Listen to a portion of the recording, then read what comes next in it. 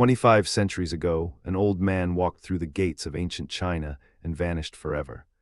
But before he disappeared, he left behind 81 verses that would become the most paradoxical survival manual ever written. The greatest warrior wins without ever raising a sword. That was his core teaching, and it contradicts everything you've been told about success, about power, about winning.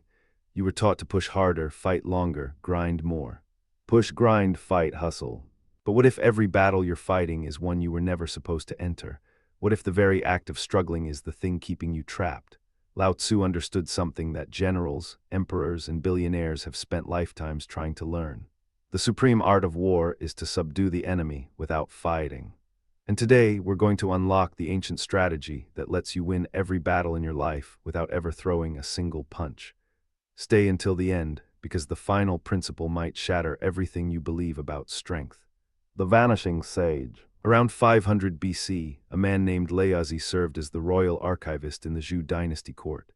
He spent decades watching emperors rise and fall, armies clash and crumble, kingdoms expand and collapse, and through all of it, he noticed a pattern. The ones who fought the hardest always lost the most. The dynasties that gripped power with iron fists crumbled the fastest. The generals who charged into every battle died the youngest. One day, disgusted by the corruption surrounding him, Lao Tzu climbed onto a water buffalo and rode toward the western border. The gatekeeper recognized him and begged, "Please, write down your wisdom before you leave forever." The Tao that can be told is not the eternal Tao. Those were the opening words of what became the Tao Te Ching, 81 short chapters that would go on to influence more human beings than almost any other text in history.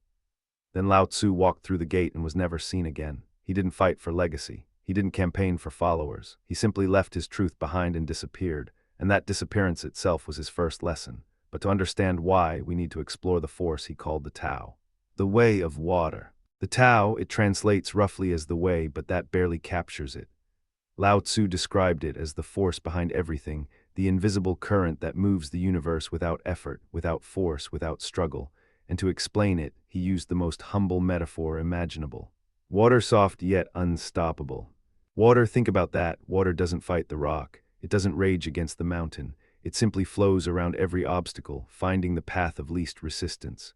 And given enough time, water carves through solid stone. Nothing in the world is as soft and yielding as water, yet for dissolving the hard and inflexible, nothing can surpass it. Now look at your own life. How many times have you slammed yourself against a problem, forcing your way through, exhausting yourself trying to break down a wall that water would have simply flowed around? If Lao Tzu's wisdom about water is beginning to change how you see your own battles, hit like and subscribe to unlock more ancient wisdom from the vault. Because what we're about to explore goes even deeper. Most people misunderstand this teaching completely. They think softness means weakness. They could not be more wrong. And the next principle proves exactly why. Wu Wei revealed. Wu Wei, two words that contain perhaps the most misunderstood concept in all of Eastern philosophy. It literally translates as non-action or effortless action. But here's what most people get catastrophically wrong. Listen. Wu Wei does not mean doing nothing. It does not mean sitting on your couch waiting for the universe to deliver your dreams. Wu Wei means acting in perfect alignment with the natural flow of things. Act without forcing and everything falls into place. Think of a master musician playing a concert. Their fingers move effortlessly across the instrument. They're not thinking about each note. They're not struggling. They're in flow. That is Wu Wei. Now think of a time you forced a conversation, pushed too hard in a negotiation, or tried to control someone's feelings. The harder you pushed, the worse it got. That is the opposite of Wu Wei. Lao Tzu watched emperors destroy their own kingdoms through excessive action, overtaxing their people, overregulating their markets, overcontrolling their subjects. The more prohibitions you have, the less virtuous people will be. The empire that governed least governed best, and this paradox applies to every area of your life. But what does this actually look like in practice? Soft beats hard. There's a reason every martial art rooted in Chinese philosophy, from Tai Chi to Aikido, teaches you to use your opponent's force against them. Redirect, never resist flow. This is Lao Tzu's combat philosophy brought to life. The rigid tree snaps in the storm. The flexible reed bends and survives. A newborn baby is soft and yielding. A corpse is stiff and hard. Softness belongs to the living. Hardness belongs to the dead. The stiff and unbending is the disciple of death. This isn't just poetic language. This is a fundamental law of nature that Lao Tzu encoded into philosophy centuries before modern physics confirmed it. Rigid systems shatter under pressure. Flexible systems adapt and endure. Softness is not weakness. It is the ultimate form of strategic intelligence. Look at the companies that collapsed because they refused to change. Look at the relationships that shattered because one person refused to bend.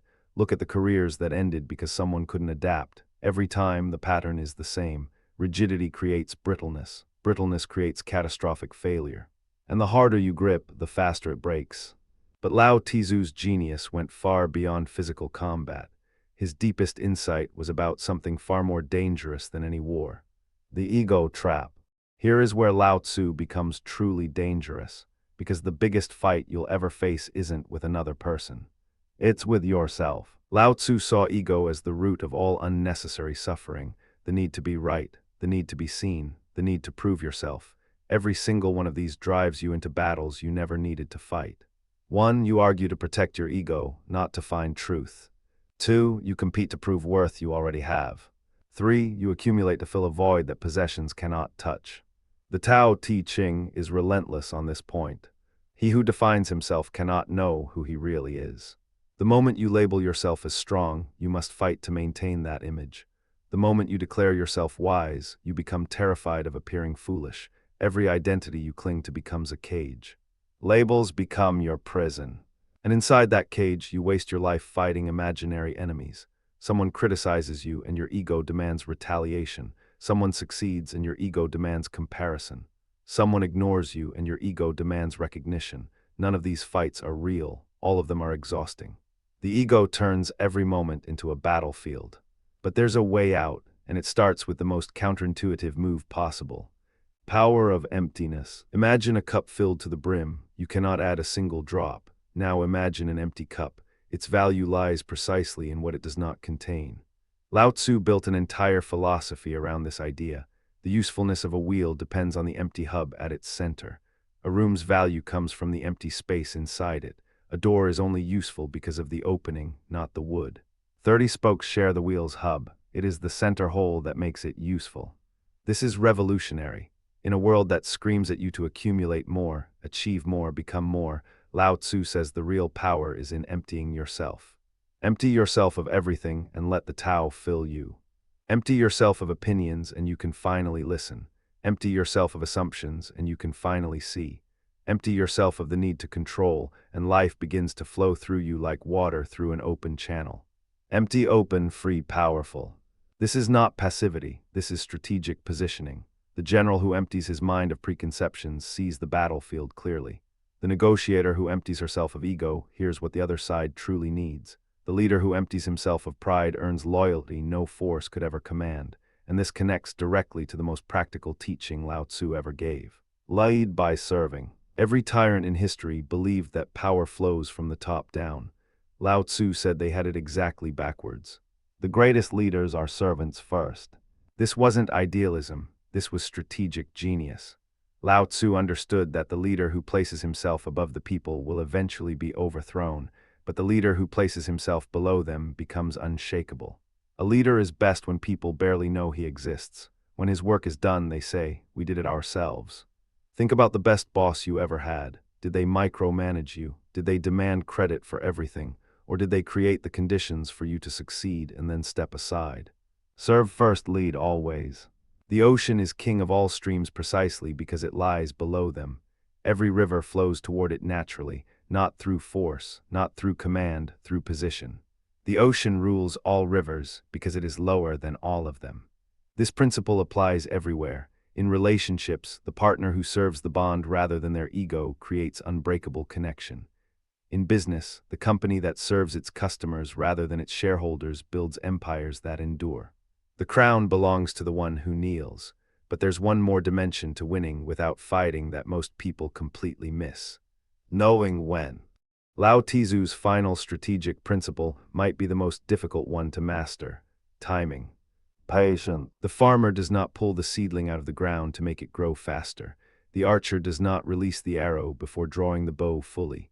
The sage does not act until the moment is right. Nature does not hurry, yet everything is accomplished. We live in an age of instant gratification. We want results now, success today, transformation this minute, and that impatience is the very thing that guarantees failure. Rushing to the finish means you never truly arrive. Think about every major mistake you've made in your life. How many of them came from acting too quickly, from sending that message before cooling down, from making that decision before thinking it through, from starting that fight before understanding the full picture. 1. The wise wait for the right moment. 2. The foolish force every moment to be right. 3. Timing is the difference between victory and disaster. Wait, watch, strike, win. Lao Tzu's warrior doesn't charge into battle screaming. He waits in silence until the opponent defeats himself, and this brings us to the deepest truth of all.